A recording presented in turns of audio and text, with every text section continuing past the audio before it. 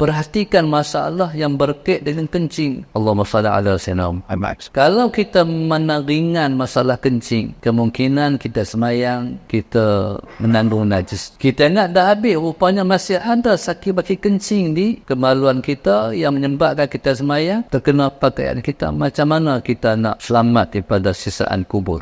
Maka sebab itu, Allahumma salli ala sayyidina Muhammad. Bila mana seorang tu kencing, dia kena beristibra'. Istibra' ni, Allahumma salli ala sayyidina Muhammad, iaitu dengan, kalau orang lelaki, dia urut daripada pangkai sampai ke hujung, kemudian berdehem. Lepas tu bila dah habis sejat, kencing kita kena jentik sikit di hujung untuk kut ada. Kalau ada tu, dia akan luruh daripada hujung kemaluan kita. Lepas tu, Allahumma salli ala sayyidina Muhammad, barulah kita basuh kencing, dan kita berwudu, dan disunatkan. Selepas daripada itu, masalah Sayyidina Muhammad, kita basuh lagi sekali kemaluan kita. Kita zon kalau kita rasa macam keluar ke, ataupun tengok basah ke, kita zon, kita anggap itu ialah air basuhan yang terakhir tadi. Itu cara nak melamatkan daripada sisaan kubur.